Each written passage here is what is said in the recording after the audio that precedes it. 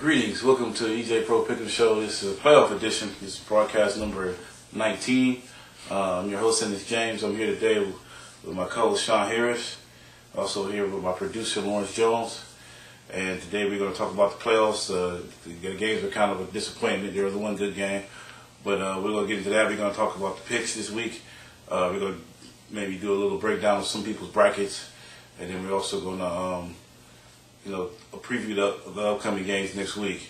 First of all, I just want to throw out there any surprises this weekend for you guys in the games. Any big surprises? Well, the enjoyable surprise seeing New England get whooped on like that. Okay. I thought it was going to be a more competition, I guess you could say. But yeah, that was a surprise to me. I mean, I picked New England, but I wasn't too surprised that Baltimore won. But I didn't think it would be like that. It was pretty right-handedly. Yeah, I picked Baltimore to win because I knew that game they had earlier in the season. I knew they were going to be a little teed off from that, so I figured they would have a game plan. But I just didn't think. I mean, they just took their manhood, Yeah. Well, I didn't think New England. I mean, the reason I picked New England was it was at home. It wasn't Baltimore. Right, yeah. I didn't think New England would lose a home playoff game, which Tom Brady never lost before. Mm-hmm. So, but then again, the thing I didn't know, the Ravens' second best record all time in playoff road wins. Oh, really? In one decade. I think only one of the team, forgot who it was that beat them, that had more playoff road wins. One year they won the Super Bowl, they had to start off on the road too. And last year they won 2 games in a row. So yeah, that's right. So that's commonplace for them. Yeah, so winning the road is not difficult. It's common for the Ravens. They used to be the underdog. Anything stand out this weekend? I think the thing that stood out to me was the Cowboys defense. I was talking about how that's one reason I picked them to the Super Bowl get there, because their offense been inconsistent. Their defense, I think they had the best defense in the NFC consistently all year. I mean, statistically, Green Bay may have better defense, but they don't know how to put enough pressure on the quarterback, as we saw. Yeah, that was the biggest surprise to me, is how bad Green Bay's defense looked against Arizona. Yeah. The weekend. And actually, I was expecting a high-scoring game because I knew Green Bay wouldn't get enough pressure on them. But I thought the difference would be, I thought Green Bay would be to run football on them to keep Arizona off the field. And actually, Arizona had the better running game.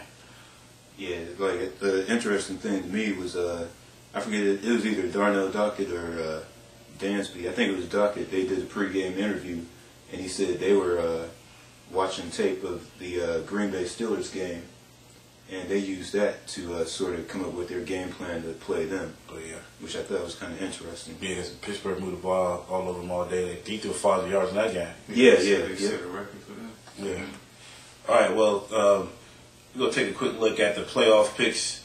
Right now, we'll look at the leaders real quick. No one got a perfect bracket. I think this is the first time in I don't know how long that no one had started out 4-0.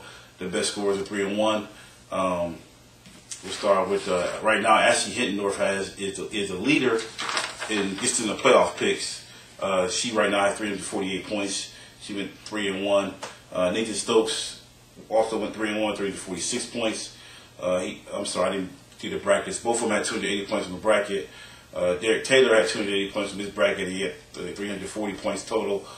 And then William Lane is also up there with 280 points in the bracket, 340 points total.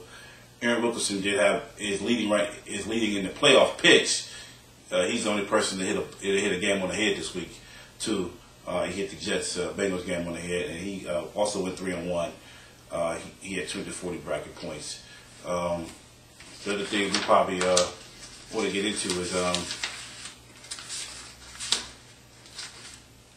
look at some of the other brackets. The top right now, the top 5. Of course, going into the playoffs, Tyrone Hinton was the leader. He picked Minnesota. If you look at the top 5, he's in first place right now. Jamie Norris is in second place. Derek Taylor is third. Nathan Stokes 4th. David Thomas 5th. Tim Bristol 6th. The interesting thing is all 6 of those guys picked different Super Bowl winners. So, and with Tim being 308 points back, 400 points for picking the correct Super Bowl winner, he right now pretty much, if those 6 players if their teams get there, most likely they got a good chance of winning. Unfortunately for me, I got San Diego, but I'm behind Tim. So, and then my dad is right behind Tim also. Let's see, right now, even though Jamie Norris is second, he has one of his Final Four out. All the top 6 players, 1, 2, 3, 4, 5, 6 of the top 7 players have a perfect Final Four and all the Super Bowl and the winners left. So right now in the early rounds, it doesn't look like it's going to be much of a chance for people in the middle to catch up on people up top. But it's still early, so no need to give up yet. And then picking, if you can get some games in the head, that could be a big factor in getting back in there. Last week, we all made our picks on the show, bracket picks on the show. Did everybody stick with theirs? Did they change? I know I changed mine after I gave it some consideration. Yeah, I changed mine to, I changed from Arizona to, I chose Green Bay over Arizona, and I kind of regret that decision now. But I didn't think Green Bay's defense was that bad. I knew it wasn't as good as statistically as the stats said, but I didn't think they would get, just obliterated like they did yesterday. So yeah, I'm disappointed with that. Yeah, unfortunately I did switch. I had Green Bay going to the Super Bowl originally, mainly because I thought they would meet up in Minnesota again, and I just figured they'd upset them. I guess it was more of a dream matchup. That's what I wanted to see.